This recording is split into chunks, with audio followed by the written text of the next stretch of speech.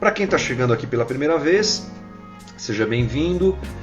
Todos os dias da semana eu faço essa live aqui no meu Instagram e a conversa aqui é Bíblia. A conversa aqui, apesar do carinho de todo mundo, querer falar sobre o resgate, eu fico muito feliz, é claro. Nosso papo aqui é Bíblia. E você pode utilizar o canal aí de perguntas para mandar qualquer recado. E é isso aí. Então vamos continuar falando de Bíblia. Para quem ainda não viu os vídeos anteriores, a gente faz essas lives aqui e a gente baixa e coloca lá no canal do YouTube da Casa da Rocha Guarulhos, tá bom? A Casa da Rocha Guarulhos é o lugar que você vai encontrar essas lives que eu faço. Depois elas são ajustadas e colocadas lá no canal, tá bom? A ideia, como eu disse aqui, apesar do imenso carinho que tenho e vontade que tenho de falar do resgate, é conversar sobre Bíblia, porque agora é hora do Evangelho ser pregado. Sempre é, né? Mas mais ainda agora, nessa hora terrível que a gente está vivendo, as nossas bases precisam estar firmes, sólidas, e o Evangelho precisa ser pregado e divulgado. Por isso eu resolvi, já há algumas semanas, fazer essas lives aqui ao vivo. Claro que se a live é ao vivo, né? Deixa de ser besta. E conversar com você sobre Evangelho, sobre Bíblia, sobre espiritualidade cristã, sobre espiritualidade bíblica. Essa tem sido a tônica da nossa conversa nos últimos tempos. Espiritualidade bíblica. A gente está percorrendo o livro de Eclesiastes. Então deixa eu abrir aqui a nossa conversa falando que o livro de Eclesiastes, para você que está chegando agora, ele é um livro muito forte, muito duro, muito objetivo, muito legal de se ler, porque ele mostra a realidade do homem, até o capítulo 2, versículo 24, nesse mundo debaixo do sol, sem Deus. Na descrição de Salomão, ele não enxerga Deus, e quando Deus é tirado, né, Deus sai fora dessa análise de Salomão, e o cachorro do vizinho continua latindo, a visão dele é uma visão muito clara da realidade dura e difícil que é a vida debaixo do sol.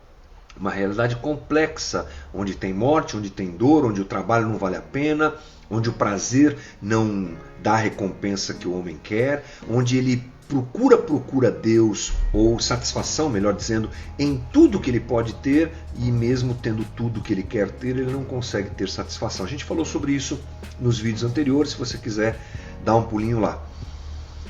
A gente falou semana passada, na sexta-feira, sobre tempo.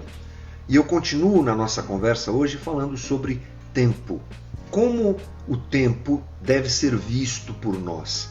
Lembrando que o livro ele nos encaminha a duas perspectivas. A primeira é a perspectiva da vida debaixo do sol sem Deus. Ela é dura, ela é insuficiente, ela é incompleta. E o homem, apesar de estar sem Deus, ele tenta resolver as questões, é o que o livro propõe, ele trabalha, ele luta, é o afã de fazer, de realizar, de fazer pela sua própria força, pelo seu próprio esforço, pela sua própria condição. Deus não está presente. Essa é a proposta de Salomão. Olhe para a vida dessa maneira, sem Deus, e você vai ter cansaço, e você vai ter frustração, e você vai ser uma pessoa incompleta, e você vai ser uma pessoa vazia, e você não chegará lá. Você não vai ter a plenitude que você quer ter. Isso se encaixa na visão da vida como um todo. E no capítulo 3 ele fala sobre o tempo. Então nós podemos olhar o tempo também assim, através de uma visão que exclui Deus e nos coloca como senhores do tempo. Eu tenho tempo, ou eu não tenho tempo. Eu cuido do meu tempo. Eu realizo as coisas pelo meu tempo, eu domino o tempo. Essa é a visão sem Deus. Ou a gente pode colocar Deus na equação. Quando nós colocamos Deus na equação, e essa é a proposta do livro, a partir do versículo 24 do capítulo 2, nós estamos no capítulo 3, a gente começa a perceber a vida a partir da gratidão. Administrar o tempo, perceber o tempo, conviver com o tempo a partir da gratidão, da presença de Deus, da dádiva divina, é uma coisa realmente diferente. É para aí que nós vamos. Nós, cristãos, seguimos a vida debaixo do sol contemplando a graça divina, contemplando Deus operando na vida da gente, contemplando Deus nos dando. A vida é uma dádiva e o tempo é uma dádiva. A gente conversou um pouquinho também nas conversas anteriores a respeito do fato de que Deus é eterno. Nós estamos inseridos em uma humanidade, melhor dizendo, em uma realidade humana em que não há eternidade. Estamos inseridos na eternidade, mas nós não sabemos muito bem o que é eternidade. Deus é eterno. Podemos chamá-lo, inclusive, de eterno. A partir disso, a gente começou a construir a nossa ideia sobre tempo e hoje a gente prolonga um pouquinho mais essa conversa. Porque para nós percebermos o tempo de acordo com a visão da presença de Deus, da participação de Deus, da dádiva divina colocada a nós, dada a nós, a gente precisa perceber a nossa própria humanidade. Gente, nós estamos inseridos numa realidade que é humana.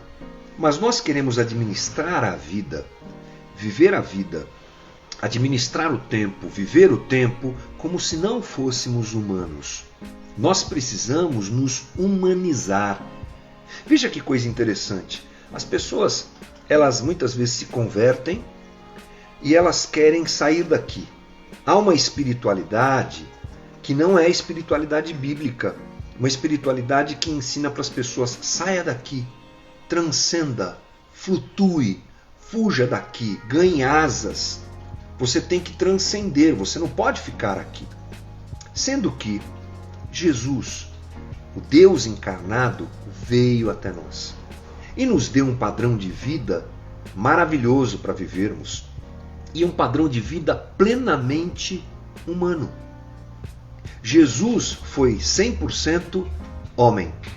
A gente sabe disso. No começo da era cristã, quando a igreja começa, quando Jesus faz o que fez, morre, ressuscita e a igreja começa a caminhar, existiram várias heresias que tentaram dissimular a igreja, entraram dentro da igreja, prejudicaram a percepção de Deus e do Evangelho, contaminaram a igreja. Uma delas se chamava docetismo. O docetismo, ele negava a realidade corpórea de Jesus. Não, Jesus não esteve aqui em corpo.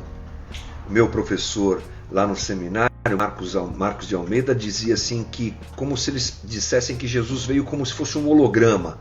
Claro que naquela época eles não sabiam o que era isso, não tinham nem esse vocabulário, esse termo para dizer, mas para a gente entender bem. Já viu aqueles shows que o artista morreu, mas eles trazem o artista quase que real ali no palco, por projeções? Esse pessoal do docetismo dizia isso. E é uma grande heresia. João combate isso, outros apóstolos combatem isso, ressaltando que o Verbo se fez carne e habitou entre nós. Olha que coisa interessante, a gente quer sair daqui, a gente quer fugir dessa realidade humana e Deus veio para cá. Deus esteve fisicamente aqui e nos ensinou a viver a humanidade. A humanidade, de acordo com o padrão divino, é uma humanidade divina. O que eu quero dizer com isso? A gente pode viver aqui uma relação com Deus muito incrível, muito maravilhosa, e a gente vai viver isso aqui, não saindo daqui, como muitas pessoas querem, como muitas pessoas pensam. É aqui, é no chão da vida que a gente tem que viver a nossa espiritualidade. Não é transcendendo e saindo daqui, não é tendo experiências místicas e cósmicas que me tiram daqui, é com o pé no chão da vida. É vivendo, é me relacionando, é caminhando para cá, é caminhando para lá, me relacionando com as pessoas, vivendo o Evangelho nessa vida, como Jesus fez. A maior prova da ação divina de Deus em nós é nos tornarmos plenamente humanos, como Deus quer que nós sejamos. Jesus vem resgatar isso e nos mostrar isso. Seja plenamente humano. Por que a gente entra por esse caminho? Porque quando nós não compreendemos isso, vivemos nesse tempo, nesse mundo, desprezando a nossa própria humanidade. Nos violentamos com relação a isso. Então, ser espiritual, gente, é ser plenamente humano. E para que eu viva a realidade de uma espiritualidade que contempla o tempo do jeito certo, eu preciso me lembrar que sou plenamente humano e viver como plenamente humano que sou, ou que devo ser. Isso nós percebemos que a obra da cruz foi restaurar a humanidade. Foi restaurar a nossa humanidade, a nossa plena humanidade, não nos tirar daqui. Leonardo Boff, um teólogo católico, tem uma frase que toda vez que eu falo sobre isso, eu me lembro dela. Ele diz assim: todo menino quer ser homem, todo homem quer ser rei, todo rei quer ser Deus, mas somente Deus quis ser menino. Falando justamente desse movimento de humanidade de Deus, da vinda do Cristo em carne, que nos mostra que temos que viver a nossa espiritualidade aqui e agora. Na cruz, tudo foi redimido. Tudo que nós vemos foi redimido na cruz. Hoje não completamente, porque estamos ainda associados ao pecado, vinculados ao pecado, e o mundo caído ainda não foi redimido. Mas na cruz nós temos a redenção da arte, do esporte, da dança, da festa, do ar puro, da comida, da família, da vida plena nesta terra. Não saindo dela, mas vivendo a vida plena aqui. Agostinho disse assim: ame a Deus e fazes o que quiseres. Ame a Deus e viva a vida aqui, faz o que quiseres, porque se o amor de Deus estiver em você, o amor a Deus estiver em você, você vai viver essa vida da melhor maneira possível. Não sem pecado plenamente, porque isso nos é impossível. Mas nós nos violentamos muitas vezes porque não percebemos a nossa humanidade. A gente não percebe a nossa humanidade. Essa desumanização é expressa justamente na maneira como a gente lida com o tempo. A maneira como nós lidamos com o tempo mostra que nós queremos nos desumanizar. Ou estamos nos desumanizando, temos nos desumanizado, perdido a capacidade de viver a vida plena, bonita, linda, maravilhosa que Deus nos deu aqui, porque a gente quer sair daqui. Tempo é vida, e nós podemos matar nossa vida sendo workaholics, loucos, tresloucados pelo trabalho. A gente precisa perceber a necessidade do descanso, do Shabá, do dormir, do aproveitar o tempo que Deus nos dá, de descansar. Às vezes a gente faz as coisas com tanto afã de fazer que até aquilo que a gente faz fica mal feito, fica sem conteúdo, porque a gente vai trabalhar e trabalha tanto que exerce a atividade do trabalho de uma forma errada. Teve uma época que eu morei no Nordeste durante 12 anos. E a igreja que eu era pastor lá tinha programas de rádio. Essa coisa da internet não estava tão fácil como está hoje, né? Hoje eu estou aqui da minha casa falando com você, tinha que ir para o estúdio. E a gente tinha um horário de rádio que era madrugada. Eu não lembro bem se era meia-noite a umas duas, mas era uma coisa insana. E eu trabalhava muito. Uma igreja neopentecostal, com a prática de muita atividade, muita coisa para fazer. Perdão. E eu trabalhava muito, que nem gente grande, como a gente fala. Trabalhava o dia inteiro, cuidava das igrejas, eu era bispo na época, viajava com a banda, era uma loucura. E de madrugada eu tinha que fazer o programa. Rapaz, tinha programa que eu fazia, eu nem sei o que eu falava. Era tanto sono, tanto peso, que eu ia lá, abria a Bíblia e sei lá. Tinha música que a gente colocava 2, 3 músicas seguidas para ver se dava um cochilo. Quer dizer, que proveito é esse? Que espiritualidade louca é essa que a gente se enfia? Que até para fazer a atividade dentro da comunidade, no caso, como eu disse, ligada à igreja, a gente faz de um jeito que não é nem proveitoso. Então, é preciso ser alguém que compreende o valor do tempo que temos aqui debaixo do sol de maneira saudável, sadia e espiritualmente correta. Eu vou te dar um alô sobre um texto, e preciso correr que o meu celular já avisou que daqui a pouco a bateria acaba. Hoje está duro, hein? Mas vamos lá. Tem muita gente que usa o texto de Efésios 5,16 para dizer assim, tem que fazer. Sabe qual é o texto que está escrito esse texto lá? Diz assim, Efésios 5,16, remindo o tempo porque os dias são maus. Temos que remir o tempo, tem que correr, porque senão os dias são maus, nós temos que fazer. Muita igreja, muitos pastores, líderes, jovens que estão me assistindo aí, entram por esse caminho, tem que fazer, tem que remir o tempo. E aí a gente pega essa coisa, não analisa o texto, não sabe o que Paulo está falando e sai utilizando esse texto para justificar a loucura da nossa vida. Bom, eu vou ler uma outra versão para você, essa que eu li é a Revista Atualizada. A outra versão é a Nova Versão Internacional, que diz assim, versículo 15, Efésios 5,15: tenham cuidado com a maneira como vocês vivem, que não seja como insensatos, mas como sábios, aproveitando ao máximo cada oportunidade, porque os dias são maus. Portanto, não sejam insensatos, mas procurem compreender qual a vontade do Senhor.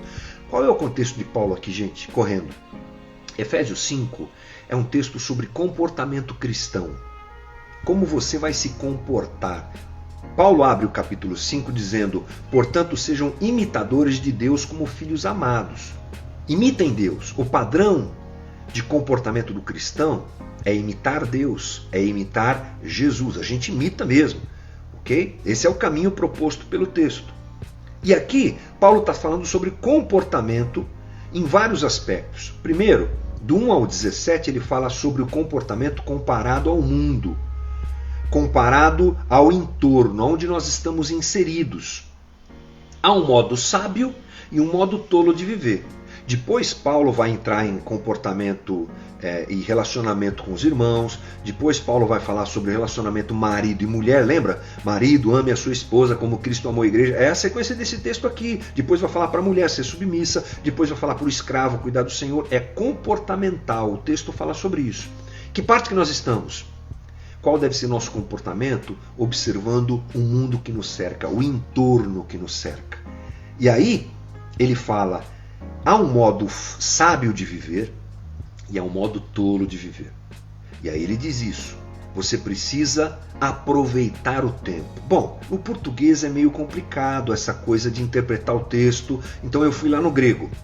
No grego, a palavra no grego o verbo no grego é exagorrazo. Exagorrazo. Eu sou péssimo de falar grego aqui, gente. Então, mas é alguma coisa parecida. Exagorrazo. Bom, seja, o que esse termo quer dizer? O que esse verbo quer dizer? Quer dizer redimir. Existe um jeito sábio de viver a vida, comparado ao entorno que nos cerca, que nos ensina a redimir o tempo, aproveitar o tempo. Como é que eu aproveito o tempo? Sabe o que essa palavra quer dizer? Redimir. Sabe o que é redimir? Resgatar do poder de outro pelo pagamento de um preço. Pagar um valor para libertar alguém do cativeiro. Fazer o uso sábio e sagrado de cada oportunidade. Paulo está falando assim: resgate o tempo mal usado. Resgate o tempo mal aproveitado.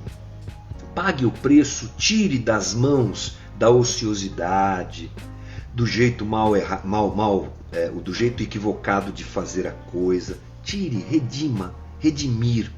É uma ação que a gente precisa fazer.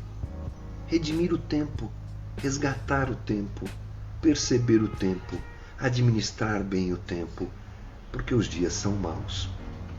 Administrar bem o tempo não é sair que nem louco fazendo tudo o que eu quero, no afã de realizar o que eu tenho que realizar, porque os dias são maus.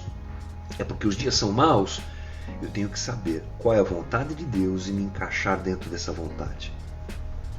Produtividade não é sinônimo de espiritualidade correta. Cuidado com isso. Nosso tempo é o tempo da produtividade.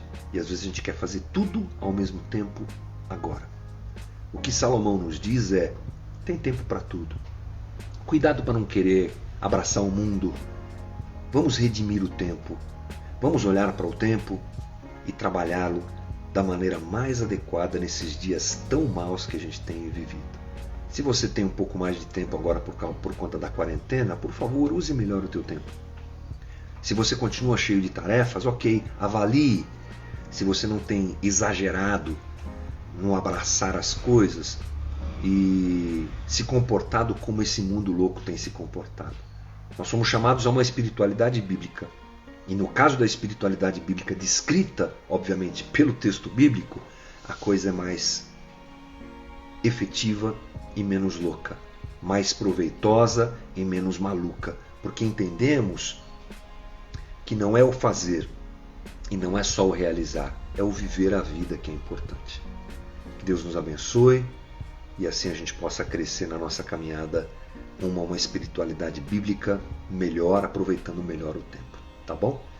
Obrigado pelo teu carinho, obrigado pelas perguntas, comentários, tudo mais. Hoje eu estou super atrasado, me atrasei na conversa, mas essa live fica aí no meu Instagram até amanhã, né? Porque fica 24 horas e daqui a pouco a gente coloca isso lá no canal da Casa da Rocha Guarulhos, a nossa comunidade aqui em Guarulhos, onde eu sou, pela misericórdia de Deus, pastor, tá bom? Um beijo para todos, Deus abençoe. Amanhã, meio-dia, estou por aqui, se nada der errado, né? Espero que dê certo amanhã a nossa live. Tchau, tchau, valeu.